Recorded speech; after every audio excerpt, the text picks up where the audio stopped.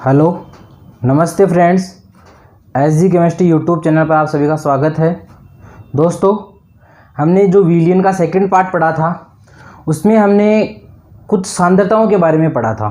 ठीक है, तो देखिए वो सांद्रताएं मैंने वही पढ़ाई थी जो आपकी केवल बुक्स में है। ठीक है, लेकिन वो इतनी इम्पोर्टेंट ना होके आपके लिए जो इम्पोर्टेंट सांद्रताएं हैं वो कुछ और ही है। ठीक है, वहाँ से भी मानता हूँ क्वेश्चन आता है, लेकिन जो आज मैं जो सांद्रताएं आपको पढ़ाऊँगा वहाँ से क्वेश्चन डायरेक्टली थोड़ा मुश्किल है, लेकिन इनडायरेक्टली तरीके से बहुत जगह मैं आपको फेस करवाऊंगा। ठीक है, तो देखिए आज हम उन्हीं के बारे में पढ़ेंगे। तो उनसे पहले अपने को दो तीन छोटी छोटी चीज़ें सीखनी पड़ेगी। एक तो पहले कि अणुभार क्या होता है, क्या अणुभार क्या होता है। ठीक है, या जिसे मोलर द्रव्यमान अगर मैं बोल दूं तो एक ही बात है। उसके अलावा तुल्यांकी द्रव्यमान क्या होता है, क्या तुल्यांकी द्रव्यमान या भार, तुल्यांकी द्रव्यमान या भार क्या होता है। ठीक है, ये दो चीज़ें हमें सीखने की आवश्यकता है। तो देखिए अणुभार जो भी होता है ना, तो किसी अणु का जो जितना ग्राम में द्रव्यमान है वही उसका क्या हो जाएगा, अणुभार हो जाएगा। जैसे मैं आपको सिंपल सी बताऊं, क्योंकि आप अब 10th क्लास के बच्चे तो होने कि मैं आपको अणुभार की परिभाषा ही बताऊं, क्योंकि ये आपके आएगी नहीं, केवल इसका प्रैक्टिकल रूप आएगा कि बताओ ऑक्सीजन का अणुभार कितना होगा, क्लोरीन का कितना होगा, ऐसे पूछेगा आपसे। ठीक है, तो कोई अणु होगा उसका भार ही क्या कहलाता है, आपके अणुभार कहलाता है। जैसे मान लो ऑक्सीजन की बात करूं तो O2 है, अणु है, इसका भार कितना होगा, एक ऑक्सीजन का कितना होता है 8 दूनी 16 और 2 का कितना हो जाएगा 32 ग्राम। कितना ग्राम हो जाएगा 32 ग्राम। ठीक है, अब अगर मान लो मैं बात करूं आपके पास Cl2 की, ठीक है, तो एक क्लोरीन का कितना होता है 35.5, तो 2 का कितना हो जाएगा 71 हो जाएगा। इस तरह से एक हाइड्रोजन अगर H2 की मैं बात करूं तो एक हाइड्रोजन का कितना होता है 1, 2 का कितना हो जाएगा 2 हो जाएगा। अगर मान लो मैं सोडियम की बात करूं तो सोडियम सिंगल में ही होता है, इसका भार पूछो चाहे आणविक भार पूछो चाहे मोलर भार पूछो, तो सोडियम तो सिंगल ही होता है, तो इसका कैसे निकालेंगे अपन 23 होता है सोडियम का। ऐसे जिसका परमाणु का भार भी पूछा जा सकता है आपसे, अणु का भार भी पूछा जा सकता है। तो अणु जब एक या एक से अधिक हो तो वो तो क्या कहलाएगा अणु, और जब वो अपने सिंगल रूप में हो तब क्या कहलाएगा परमाणु। तो परमाणु का भार भी होता है, अणु का भार भी होता है। जैसे ऑक्सीजन का 32 है O2 का, तो ऑक्सीजन का कितना होता है 16 होता है। जैसे Cl2 अणु है, Cl2 अणु का 71 होता है। उसी तरह से अगर मैं केवल क्लोरीन की बात करूं तो 35.5 होता है। समझ गए, जिसे आप परमाणु भार भी बोलते हैं। तो परमाणु का भार उसमें जितनी उसकी परमाणुकता है, जो ये नीचे लिखी हुई होती है ना, इसे बोलते हैं परमाणुकता। यानी मैं ये कह सकता हूं कि अणु भार बराबर परमाणु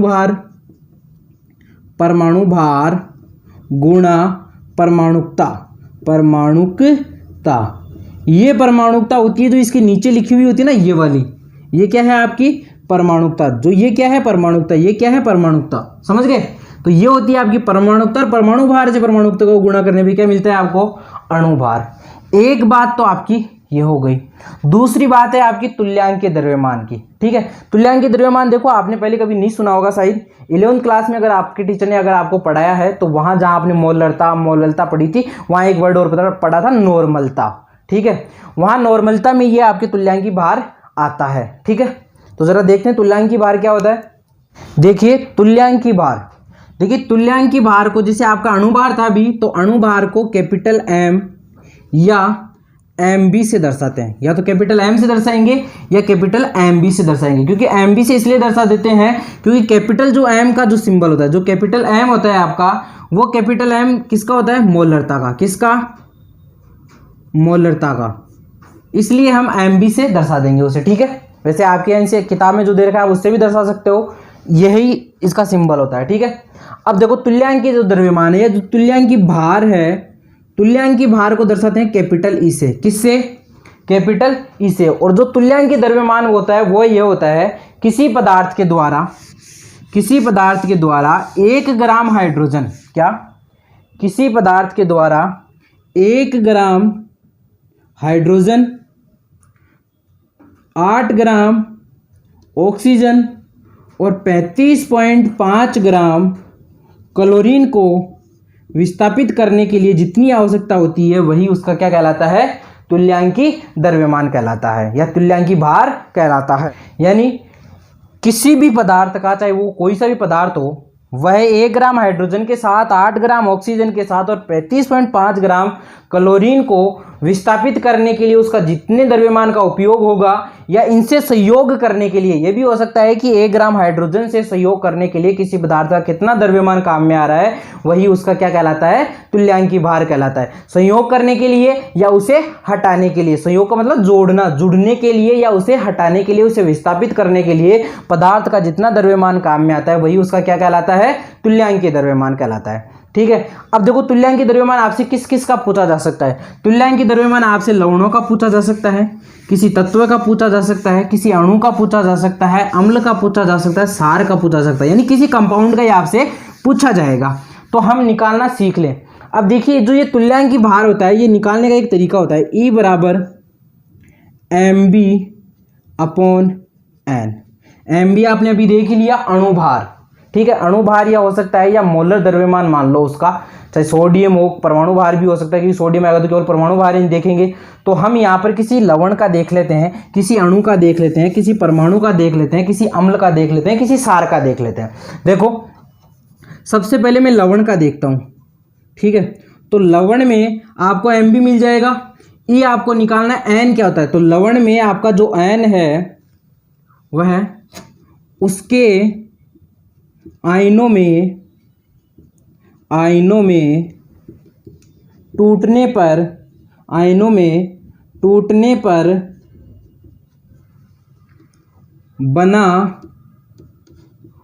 कुल धनावेश या ऋणावेश का मान, ऋणावेश का केवल मान यानी पॉजिटिव नेगेटिव नहीं लेना है, केवल मान लेना है। ठीक है, जैसे मैं अगर बात करूं, जैसे यहाँ पर आपके सामने NaOH, समझ गए। अब NaOH का देखो आपको E निकालना है, तुल्यांकी भार निकालना, तो आप कैसे निकालोगे, मोलर द्रव्यमान लिखोगे। सोडियम का आपको पता है 23, समझ गए। हाइड्रोजन का आपको पता है 1, ऑक्सीजन का आपको पता है कितना 16, 23 + 1 + 16 कितना हो जाएगा, ये हो जाएगा आपका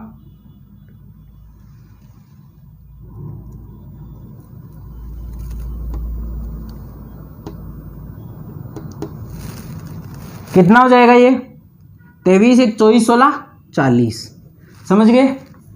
40 बट्टे कितना हो जाएगा, 40 बट्टे n आपको निकालना है। आपको पता है NaOH को आपको कैसे तोड़ते हो, Na प्लस OH माइनस, इसी में तोड़ते हो। तो Na क्या है, एक प्लस आ रहा है या एक माइनस आ रहा है। बात या तो पॉजिटिव लेना है या नेगेटिव लेना है, दोनों में से कोई एक ले लेना है। यहाँ भी 1 आ रहा है, यहाँ पर भी 1 आ रहा है, 1 नहीं आ रहा है तो 1 लिख लिया। तो E पर क्या हो जाएगा 40 बट्टे 1, तो E क्या हो जाएगा यहाँ से निकल के 40 ग्राम। आपका तुल्यांकी भार यहाँ से क्या आएगा 40 बट्टे n, 40 बट्टे 1 कितना आ जाएगा 40 ग्राम, कितना आ जाएगा 40 ग्राम। इसके बाद देखो ये किसी लवण का हो गया, मान लो इसके साथ ही मैं आपको 2-3 की ओर निकाल के दिखा दूँ तो आपको पता लग जाएगा धीरे धीरे। मान लो मैं यहाँ पर MgOH का होल ट्वाइस का निकालो, ये मान लो कोई सार है, वो भी कोई सार था, लवण भी निकाल लेंगे, अम्ल सार लवण इन सबका एक साथ ही बता रहा हूँ मैं। लवण हो चाहे अम्ल हो, सार आप यहाँ ऐड कर लेना, लवण अम्ल सार जो भी है, कोई भी कंपाउंड हो सकता है। अपन कंपाउंड की बात कर रहे हैं, यहाँ कंपाउंड का देख रहे हैं, ठीक है। तो देखिए इसको आप क्या करोगे, Mg + 2 OH माइनस में तोड़ोगे तो यहाँ पर प्लस का 2 आ रहा है, माइनस का 2 आ रहा है, 1 माइनस और 2 से गुणा होगा 2 माइनस हो जाएंगे। वैल्यू कितनी आई 2 आई क्या, तो E क्या हो जाएगा Mb किसका MgOH का होल ट्वाइस बट्टे 2 निकाल लोगे। यहाँ से MgOH का निकालना है, मैग्नीशियम का 24 हो जाएगा, ऑक्सीजन का कितना होता है 1 ऑक्सीजन का 16, 2 का कितना 24 और 1 हाइड्रोजन का कितना 1, तो 2 हाइड्रोजन का कितना 2, 32, 16 दूना 32, 2 का हो गया और इसका 24 निकाल लो। यहाँ से जितना भी जो आपका ऐड होगा वो यहाँ रख देना, 2 का भाग लगा के निकाल देना। इस तरह से मान लो आप AlCl3 का निकालो तो +3 और -1, 3 का -3 हो जाएगा। तो यहाँ पर क्या हो जाएगा AlCl3 का Mb बट्टे 3 आपका ये निकल के आ जाएगा। किसी का भी निकाल लो, मान लो आपको सोडियम का निकालना है, अगर किसी पर्सनल तत्व का निकालना है तो उसकी संयोजकता जो N है वो क्या होती है, यानी मैं ये लिख दूँ तत्व तत्व के लिए जो n है वो होती है उसकी संयोजकता। क्या होती है? संयोजकता। जैसे मान लो मैं निकालूं केवल सोडियम का, अगर निकालूं तो सोडियम का ई क्या हो जाएगा मेरे पास? ई बराबर सोडियम का 23, द्रव्यमान तो 23 हो गया केवल सोडियम का, और संयोजकता कितनी होती है? 1। मैग्नीशियम की अगर बात करूं तो कितना हो जाएगा? अगर मैं मैग्नीशियम की बात करूं तो कितना हो जाएगा? ई 24/1 हो जाएगा। अगर एल्यूमिनियम की बात करूं तो 27/1 हो जाएगा। समझ गए? इसी तरह से अगर मान लो मैं ऑक्सीजन की बात करूं, यहाँ पर किसकी? ऑक्सीजन के ई की बात करूं तो ऑक्सीजन का कितना होगा? 16/2 हो जाएगा। कितना हो जाएगा? एक ऑक्सीजन का 16 होता है, 16/2। ऑक्सीजन में -2 आता है ना, तो 16/2 गया। निकल के कितना आ जाएगा? यहाँ से 8 निकल के आ जाएगा। अगर मान लो मैं ऑक्सीजन अणु की बात करूं तो कितना हो जाएगा? 8 16 दूना 32, लेकिन 2 है तो इस बार डबल हो जाएगा। कितना? 4, वही 8 आएगा। किसी का भी निकाल लो आप, सेम ही निकल के आएगा। ठीक है, ऐसे आप किसी भी स्पीसीज का निकाल सकते हो। अब आप बोलो कि सर हमें थोड़ी देर बाद एक ऐसा कंपाउंड दिखाई देगा, उसका कैसे निकालेंगे? और वो कंपाउंड क्या होगा मैं ये आपको बता देता हूँ, क्योंकि पूरी की बुक्स के बारे में आपने तो अभी पढ़ा नहीं होगा। जो आपको आने वाली जो प्रॉब्लम्स होगी उनके सामने मैं फेस कर देता हूँ। जैसे मान लो आपके पास कोई ऐसा कंपाउंड आ गया KCl.MgCl2.2H2O, मान लो ऐसे कोई 2-3 फेज वाला आ गया, तो आपको क्या करना है? देखो यह Na में टूटेगा K+Cl-, ये Mg+2 -1 में। ठीक है, और ये नहीं टूटेगा क्योंकि ये क्या होता है? क्रिस्टलीय जल होता है। क्या होता है? क्रिस्टलीय जल होता है। और इसमें जो भी बॉन्ड होते हैं वो कैसे बॉन्ड होते हैं? कोवेलेंट बॉन्ड, सहसंयोजक बंद होते हैं इसमें। ठीक है, तो ये नहीं टूटेगा और ये टूट जाएंगे। तो देखो 1+ और 2+, या तो प्लस का 3 कर लो, या फिर -1 और -2 यहाँ से, तो या -3 कर लो। यानी n फैक्टर यहाँ कितना हो जाएगा आपका? 3। और द्रव्यमान में आपको क्या करना है? जो मोलर द्रव्यमान निकालोगे वो इसका भी लोगे, इसका भी लोगे और इसका भी लोगे, क्योंकि जुड़ा हुआ तो ये भी है ना, इसलिए तीनों का द्रव्यमान जोड़ना है और n 3 का भाग लगा देना है। मान लो कोई आपके पास ऐसा आ गया CuSO4.2H2O। ठीक है, ये वाला आ गया, तो देखो यहाँ +2 आएगा, यहाँ -2 आएगा। पता है आपको Cu +2 में जाता है, SO4 -2 में जाता है।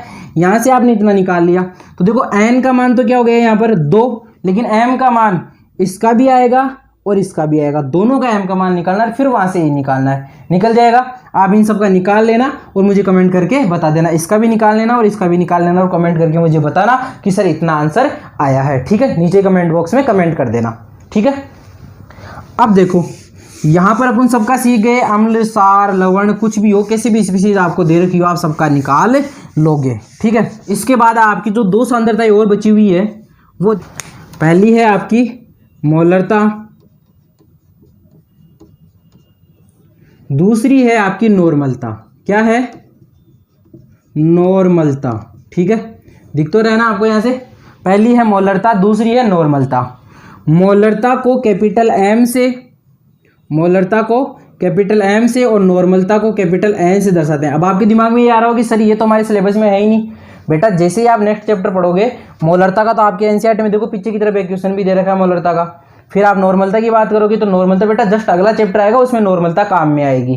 ठीक है, वो हम यहीं से सीखते शुरू करेंगे, क्योंकि अभी तो आपने पुण्य द्रव्यमान जो सांद्रताएं हैं वो सीखी है 2-3, तो उनके साथ ही ये सीख लेंगे, क्योंकि उनमें भी इनका रिलेटेड है कुछ ना कुछ। ठीक है, अब देखो मोलरता क्या होती है? मोलरता और नॉर्मलता सेम होती है दोनों ही। देखो आपके पास जब भी मैं आपको कोई सांद्रताएं बता रहा था, तो मैं आपको एक चीज़ हमेशा बता रहा था उसमें मैं आपको ये बता रहा था कि मैं या तो कभी 1 ग्राम ले रहा था, कोई निश्चित आयतन ले रहा था, 1 लीटर ले रहा था, 100 ml ले रहा था, 100 ग्राम ले रहा था। तो बेटा जब भी कोई ऐसी प्रकार की किसी की परिभाषा दी जाती है ना, तो आप एक चीज़ याद रखना, उसमें एक स्टैंडर्ड वैल्यू ली जाती है। प्रतिशतता निकालेंगे तो 100 से बात करेंगे, 100 ग्राम हो सकता है, 100 kg हो सकता है, 100 ml हो सकता है। ठीक है, 100 में बात होगी। और अगर ऐसे बात करेंगे तो किसी निश्चित आयतन पे होगी, निश्चित ताप पे होगी, निश्चित दाब पे होगी, किसी निश्चित मान पे होगी। ठीक है, तो निश्चित वैल्यू हमने यहाँ क्या कर रखी है? 1 लीटर। देखो मोलरता होगी किसी 1 लीटर विलियन में विलेय के मोलों की संख्या। किसी 1 लीटर विलियन में विलेय के मोलों की संख्या आपकी क्या होगी? नॉर्मलता। क्या होगी? नॉर्मलता होगी। यानी मैं ये कहना चाहता हूं किसी 1 लीटर विलियन में विलेय के मोलों की संख्या क्या होगी? आपकी मोलरता। तो देखो ये होगी आपकी कैपिटल M बराबर 1 लीटर विलियन ले लूँ, 1 लीटर विलियन, ये V ले लिया मैंने लीटर में। ठीक है, 1 लीटर विलियन में विलेय के मोलों की संख्या, तो क्या मोल लिख दूं और मोल को बताते हैं स्मॉल एन से। क्या बताते हैं? स्मॉल एन से। ये हो गई आपकी क्या? मोलरता। ठीक है। नॉर्मलता क्या होती है? किसी 1 लीटर विलियन में, किसी 1 लीटर विलियन में विलेय के ग्राम तुल्यांकों की संख्या, विलेय के ग्राम तुल्यांकों की संख्या क्या कहलाती है? नॉर्मलता। यानी कैपिटल एन बराबर, ये 1 लीटर ले लिया मैंने, ये लो लीटर में ले लिया लीटर में, विलेय के ग्राम तुल्यांक, ग्राम तुल्यांक लिख दूं, ये लो ग्राम इक्विवेलेंट। तुल्यांक को इंग्लिश में क्या बोलते हैं? इक्विवेलेंट। ग्राम इक्विवेलेंट ले लिया मैंने। ये आपकी क्या हो गई? नॉर्मलता। क्या हो गई? नॉर्मलता। अब देखो इसका मात्रक क्या होगा? इसका मात्रक क्या होगा? मोल है तो मोल को इसे दर्शाते हैं मोल, और ये वी का आयतन का क्या होगा? लीटर। तो इसका मात्रक क्या हो जाएगा? मोल पर लीटर, या कैपिटल एम भी मात्रक ही होता है, दोनों एक ही बात है। इसका मात्रक क्या होगा? उसका नीचे वाला तो सेम होगा ना, तो क्या हो जाएगा? लीटर तो नीचे आएगा ही आएगा, और ऊपर क्या? ग्राम इक्विवेलेंट, तो ग्राम इक्विवेलेंट, ये इसका मात्रक हो जाएगा। समझ गए आप? दोनों चीजें आपको समझ में आ रही है क्या? ये इसका मात्रक है और ये इसका मात्रक है। परिभाषा आपको पता चल गई, दोनों ही 1 लीटर में परिभाषित होगी। इसमें 1 लीटर विलियन में विलेय के मोलों की संख्या, और इसमें 1 लीटर विलियन में विलेय के ग्राम तुल्यांकों की संख्या। ठीक है। अब इसका फॉर्मूला अगर मैं बनाना चाहूं तो देखो कैसे बनेगा। एम बराबर, आपको एक चीज पता होनी चाहिए, जो मोल होते हैं एन बराबर वो होता है द्रव्यमान बटा मोलर द्रव्यमान, द्रव्यमान बटा मोलर द्रव्यमान। तो यहां रख सकता हूं एम बराबर लिखूंगा W upon M B into 1 upon V litre में। समझ गए? अगर मैं इस लीटर को अगर ml में बदलना चाहूँ, क्योंकि अपने पास ज़्यादातर वैल्यू मिलीलीटर में दी हुई होती है कि 400 ml विलियन है, 300 ml विलियन है, तो वहाँ से लीटर कैसे बनाएंगे? तो वहाँ से भी अपन कर सकते हैं सीधा, आप इसमें फॉर्मूले में रख सकते हो W अपॉन एम बी गुणा 1 अपॉन आपका 1 की जगह 1000 हो जाएगा अब, और ये V किस में हो जाएगा? ml में। समझ गए क्या?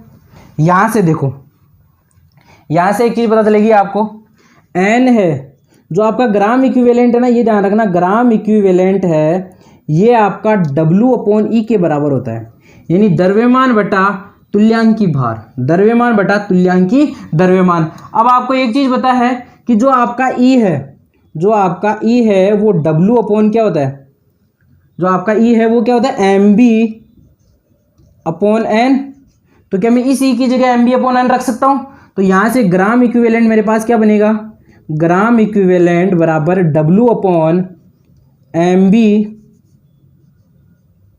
Upon N. अब देखो ये एन नीचे है बट्टे में, तो ऊपर जाएगा तो W से गुणा हो जाएगा। तो देखो ग्राम इक्विवेलेंट मेरे पास आ जाएगा ग्राम इक्विवेलेंट,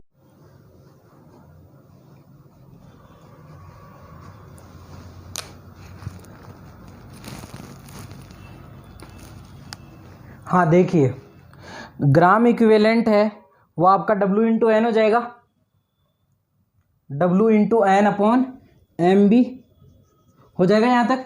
अब देखो मैं इस ग्राम इक्विवेलेंट की जगह, इस ग्राम इक्विवेलेंट की जगह ये वाली चीज रख सकता हूँ। तो मैं कैसे रखूंगा? देखो जरा, इसको मिटा दो, आपने नोट डाउन कर लिया?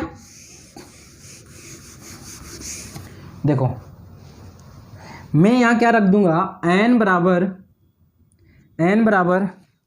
W इंटू एन बट्टे एम बी, ये स्मॉल W है ना, क्योंकि कैपिटल W को अपन द्रव्यमान से बता देते हैं। ठीक है, विलायक का जो द्रव्यमान होता है, स्मॉल को विलेय के द्रव्यमान से। ठीक है, small W into 1 upon V litre में हो जाएगा। अगर मैं इसको ml में दर्शाऊँ तो वही 1000 हो जाएगा। n बराबर n into W upon M B into 1000 बटे वी ml में हो जाएगा। अब एक चीज देखो, क्या ये वाली वैल्यू, जो इतनी वाली वैल्यू है, ये वाली वैल्यू क्या इसके बराबर है क्या? देखो तो क्या मैं इस पूरे की जगह क्या ये कैपिटल M रख सकता हूं? कैपिटल M रख सकता हूं ना। तो मैं क्या रखूंगा? कैपिटल N बराबर n factor into capital M। इस चीज से आपको कुछ समझ में आया क्या? इस चीज से आपको कुछ समझ में आया क्या? अगर नहीं समझ में आया तो एक चीज समझ लो कि जो नॉर्मलता होती है वो मोलरता के n गुणा होती है, और एन क्या होता है आपका, एन कारक है। कौन सा कारक, वह कारक जो अपन लवण के लिए उसके कुल धनावेश कुल ऋणावेश का मान लेते हैं। समझ गए क्या, वो जो कारक है वही इसका काम करेगा। समझ गए आप। अब जैसे मैं आपसे ये पूछूं कि NaCl के लिए नॉर्मलता और मोलरता क्या होगी। NaCl की मोलरता अगर मान लो आपको 1 m दे रखी है तो उसकी नॉर्मलता क्या होगी। आप बोलोगे सर NaCl Na+ में जाएगा, Cl- में जाएगा, तो इसका मतलब 1 आ रहा है और 1 से m को गुणा करेंगे तो 1 ही रह जाएगी, नॉर्मलता ही वही होगी। मैं आपको बोलूं बेटा H2SO4 की बता, मैं क्या बोलूं आपको कि बेटा H2SO4 की मुझे बता, तो आप बोलोगे सर H2SO4 में ये तो प्लस में जाएगा, ये -2 में जाएगा, मतलब 2 आ गए। इसका मतलब मोलरता अगर सर आपने जो बताई है ना उसको 2 से गुणा कर देंगे, वो उसकी नॉर्मलता आ जाएगी। सर आपने मोलरता अगर इसकी 1 बताई तो नॉर्मलता 2 हो जाएगी। सर आपने अगर इसकी मोलरता 4 बताई तो नॉर्मलता 8 हो जाएगी। समझ गए क्या। इस तरह से अपन दोनों में एक दूसरे में रिलेशन निकाल सकते हैं। ठीक है, इसके बाद देखो आप, तो मैं एक क्वेश्चन है, मैं आपसे कहूं कि 5m विलियन का अर्थ क्या है। क्या 5m विलियन, 5m विलियन का अर्थ क्या है, या 5 मोलर विलियन का अर्थ क्या है। तो आप कहोगे कि सर 5 मोल किसी पदार्थ के 1 लीटर में घुले हुए हैं। ठीक है, मैं आपसे कहूं कि बेटा 5n का अर्थ क्या है, तो आप ये कहोगे कि सर 5 ग्राम तुल्यांक 1 लीटर में घुले हुए हैं। क्या 5 ग्राम तुल्यांक 1 लीटर में घुले हुए हैं। यहां से आपको समझ में आ जाएगी। अब आपकी किताब के पीछे कोई क्वेश्चन दे रखा हो, आप उस क्वेश्चन को कर लेना। अगर आपको वहां से क्वेश्चन ना मिले तो आप एक काम करो, मैं आपको एक क्वेश्चन देता हूं, आपको ये क्वेश्चन करना है। क्वेश्चन है आपका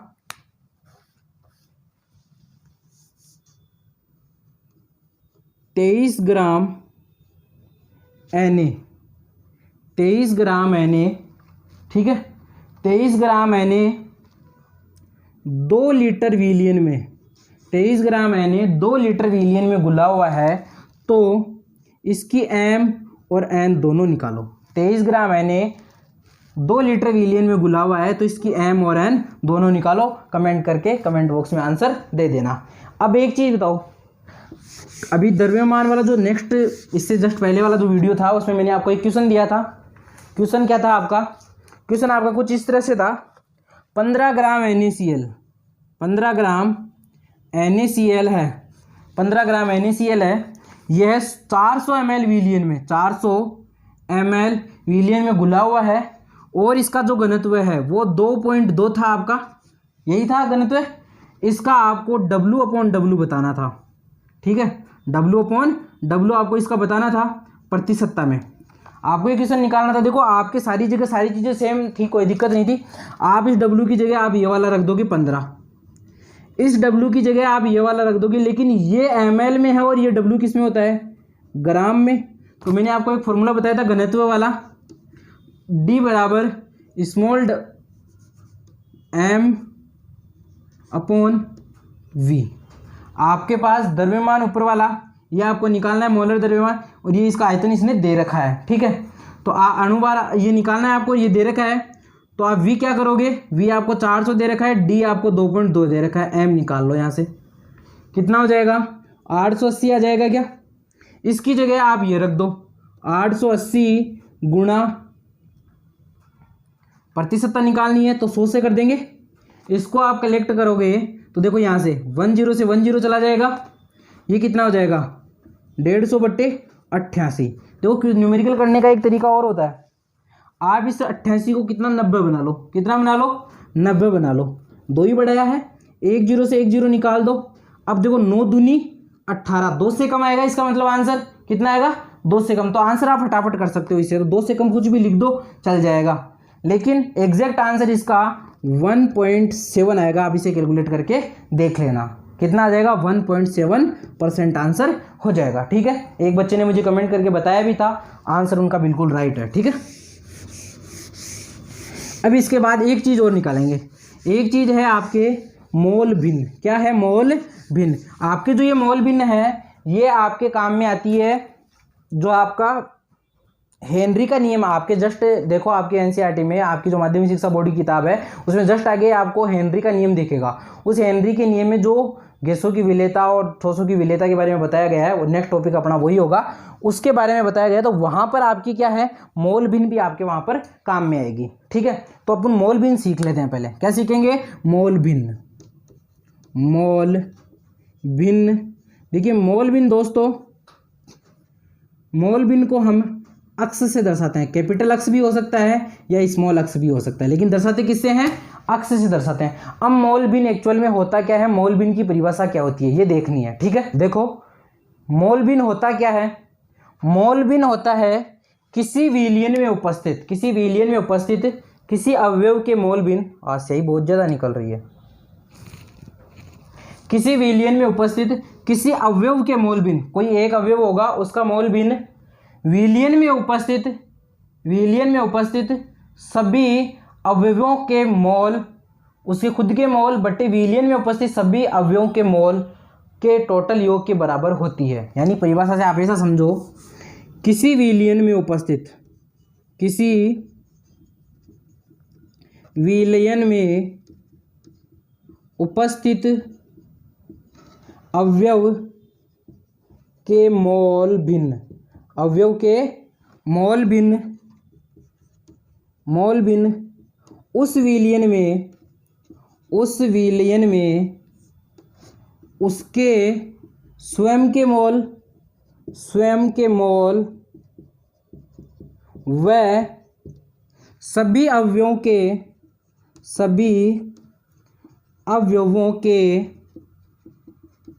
मोल का योग, मोल का योग के अनुपात, के अनुपात के बराबर होता है, अनुपात के बराबर होता है।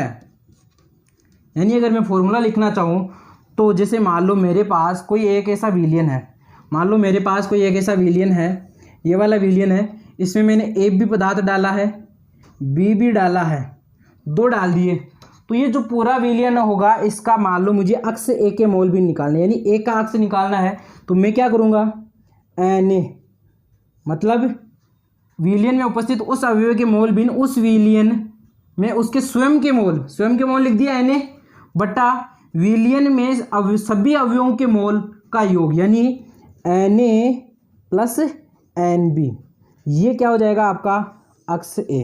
अगर मुझे ए का निकालना तो ऐसे निकल जाएगा, अगर मुझे बी का निकालना है अक्स बी तो क्या हो जाएगा, एन बी बट्टा N A plus N B. समझ गए, ये दोनों मिलके क्या है, टोटल मोल है, एन टोटल, विलयन के जितने मोल है वो टोटल मोल हो जाएंगे, ये एन टोटल। ठीक है, इस तरह से हम निकाल सकते हैं। अब आपको एक चीज़ पता होनी चाहिए कि अक्स ए प्लस अक्स बी ये दोनों मिलके हमेशा एक होती है, यानी जो टोटल मोल भिन्न का जो योग होता है, टोटल मोल भिन्न का सभी अवयवों की जो मोल भिन्न होती है उनका जो टोटल योग होता है वो एक के बराबर होता है। मान लो इसमें तीन अवयव, मान लो मैं तीसरा और ऐड कर देता सी, तो फिर पता है क्या होता, X A plus X B plus X C plus X C बराबर 1 हो जाता। समझ गए, फिर यहाँ पर N A plus N B नहीं होता, फिर N A plus N B plus N C B होता। समझ गए, यहाँ पर भी प्लस एन सी होता, फिर तीसरे का एन सी का भी ऐसे ही निकाल लेते। यानी मोल भिन्न की बात करें तो उस अवयव के मोल बटा विलयन के टोटल मोल, विलयन के टोटल मोल ही क्या कहलाते हैं, मोल भिन्न कहलाते हैं। और सभी मोल भिन्नों का जो योग होता है वो कितना होता है, एक होता है। कितना होता है, एक होता है। सिद्ध करके बताइए, क्या बताऊं सिद्ध करके, देखना जरा, इसी में मजा आएगा सिद्ध करने में।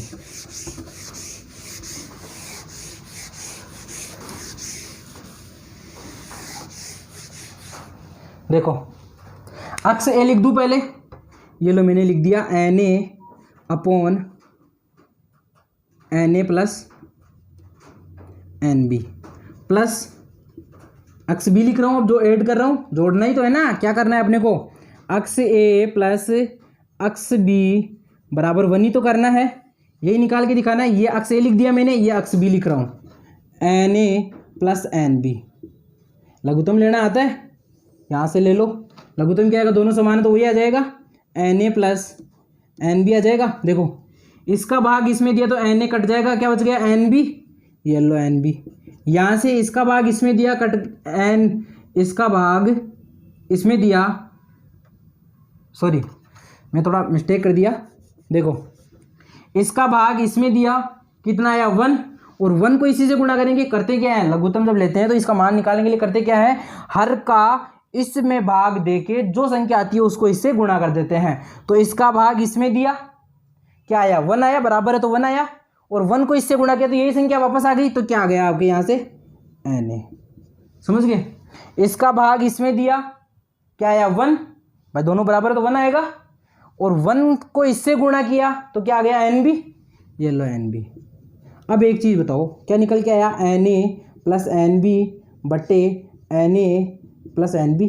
क्या दोनों बराबर है, ऊपर भी वही है नीचे भी वही है, तो कट जाएगा, क्या मिलेगा 1 मिलेगा। और यही तो कर रहे थे, अक्स ए प्लस अक्स बी बराबर 1। आ गया क्या आंसर, आंसर क्लियर हो गया क्या आपको, इसमें कोई तकलीफ है। अब सर हमें मोल निकालना सिखाओ, मोल तो हमें आया ही नहीं, ठीक है। और बेटा मोल ही सबसे इंपॉर्टेंट है, मैं इतनी देर मोल को लेके तो आ गया बीच में, लेकिन मोल मैंने आपको सिखाया नहीं। और मोल आपके 11th में आपने सीखे भी थे, जिस बच्चे ने नहीं सीखे हैं वो सीख लो। देखो मोल के लिए आपको एक तो ये चीज़ बताओ नीचे कि मोल, जो एक मोल होता है उसमें कणों की संख्या कितनी होती है, तो वो होती है आवोगाद्रो संख्या के बराबर। किसके बराबर, आवोगाद्रो संख्या के बराबर। वो कितनी होती है 6.022 इंटू 10 की पावर 23।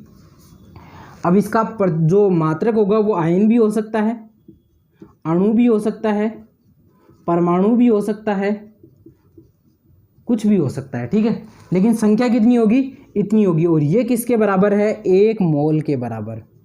किसके बराबर है, 1 मोल के बराबर। अब देखो मोल आप 3 जगह निकालना सीखोगे, 3 या 4 जगह निकालना सीखोगे, वो सभी मैं आपको यही सिखा दूंगा। देखो आपके पास अगर ग्राम में द्रव्यमान दे रखा हो तो मोल होता है W/MB, यानी द्रव्यमान बटा मोलर द्रव्यमान। क्या, मोलर द्रव्यमान, या जो आपका अणु भार है उसी का, वही आपने निकाल लिया। अभी ये तो सीख ही लिया था, नीचे वाला सीख लिया था, यहाँ से आपके मोल आ जाएंगे। अगला क्वेश्चन, अगला हो सकता है आपका, मान लो आपको कणों की संख्या से निकालना हो। क्या, कणों की संख्या से, मान लो मैं बोल दूं कि यहाँ पर हाइड्रोजन के कणों की संख्या इतनी है, तो इसका मोलर, जो इसका मोल होंगे वो कितने होंगे इतनी संख्या में। तो देखो जो निकालते हैं वो निकालते हैं कणों की संख्या, कणों की संख्या बटा 6.022 इंटू 10 की पावर 23। कणों की संख्या दे रखी हो, अणुओं की संख्या दे रखी हो, आयनों की संख्या दे रखी हो, परमाणु की संख्या दे रखी हो, तो इससे निकाल लेते हैं, ठीक है। क्योंकि उनकी संख्या अपने को दे रखी होगी, इसका भाग लगा देंगे, आंसर आ जाएगा। अब मान लो आपके पास आयतन में हो, मान लो 1 लीटर जल है, उसमें मोलों की संख्या बताओ, 1 लीटर जल में मोलों की संख्या बताओ। या आपको ही करना है ये वाला क्वेश्चन, 1 लीटर जल में मोलों की संख्या बताओ। तो देखिए यहां पर उसका आयतन, यहां पर उसका आयतन, और नीचे लिख देंगे 22.4 लीटर। क्या लिख देंगे, 22.4 लीटर। अब देखो आपके पास आयतन अगर लीटर में हो तो 22.4 कर देंगे। क्या, आपके पास लीटर हो तो 22.4 कर देंगे। और आपके पास अगर मान लो, आपके पास मान लो अगर आयतन में अगर ये हो, अगर लीटर में, तो 22.4 कर देंगे। और अगर मान लो आपके पास आयतन ml में हो तो यहाँ कर देंगे 22.4 गुणा 100, यानी 22,400 हो जाएगा। समझ गए, इस तरह से निकाल सकते हैं, ठीक है। ये आपको अणु मोल निकालने का फॉर्मूला है। अब मैं आपको 2-3 क्वेश्चन इनके करवाऊंगा, तीनों के मिक्स के, और फिर बाकी के क्वेश्चन 2-3 आपको दूंगा घर के लिए, वो आपको खुद करने हैं, ठीक है। देखो जरा, मैंने कहा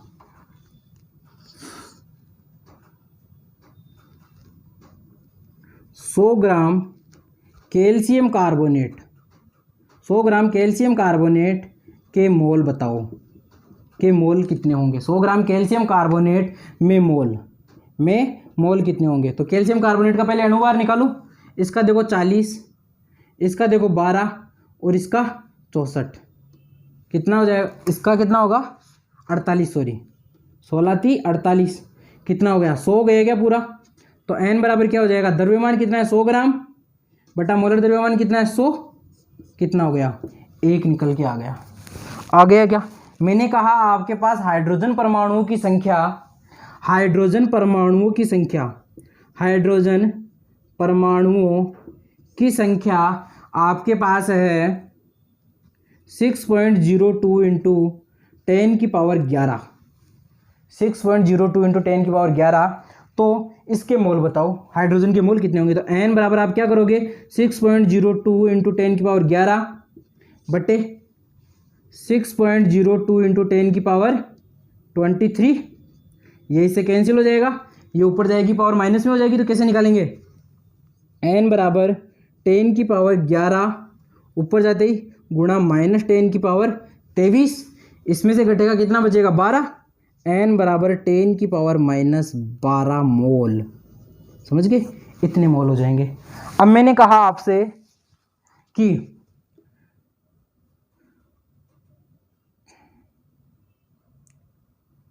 मैंने कह दिया आपको 44.8 लीटर, 44.8 लीटर CO2 का, CO2 में कितने मोल होंगे? CO2 में मोल कितने होंगे? तो देखो आपको लीटर में आयतन दिया हुआ है इस बार, तो क्या करोगे? 44.8 बटे कितना हो जाएगा? 22.4, क्या 2 बार चला जाएगा? तो CO2 के मोल कितने हो गए? 2। समझ गए? इस तरह से आपको निकाल लेने हैं। अब मैं आपको 3-4 क्वेश्चन देता हूं।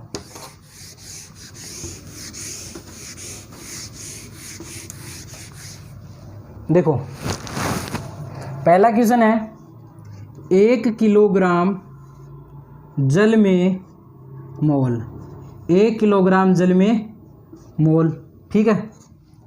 दूसरा क्वेश्चन है, H2SO4 के 5 मोल का द्रव्यमान, ठीक है। तीसरा क्वेश्चन है,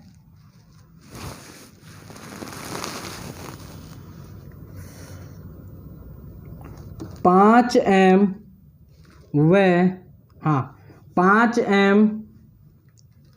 बनाने के लिए, 5 एम बनाने के लिए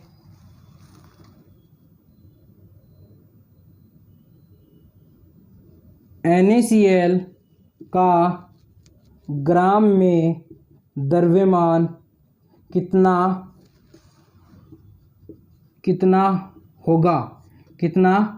होगा जब आयतन 5 लीटर हो, जब आयतन 5 लीटर हो। आपके लिए 3 क्वेश्चन है, तीनों क्वेश्चन आपको करने हैं, ठीक है दोस्तों। आज की वीडियो में इतना ही। इसके बाद हम पढ़ेंगे विलेयता के बारे में, हेनरी के नियम के बारे में, फिर पढ़ेंगे राउल्ट के बारे में। बस एक चीज़ और बची है आपकी, विलेयता, हेनरी। उसके बाद आपके इतने इजी टॉपिक आएंगे, इतने इजी आएंगे, बस समझने का खेल ही रहेगा, सब कुछ खत्म, ठीक है दोस्तों। अगर आपके जो साथ के और कोई फ्रेंड्स हैं जो अभी तक मेरे से ज्वाइन नहीं हो पाए हैं, आपके पास अगर उनके कॉन्टैक्ट नंबर हो या आपके पास में रहते हैं आस पड़ोस में, तो आप उन्हें भी ज्वाइन करवाइए, क्योंकि यहाँ पर रेगुलर क्लास लग रही है, ठीक है दोस्तों। Thank you very much.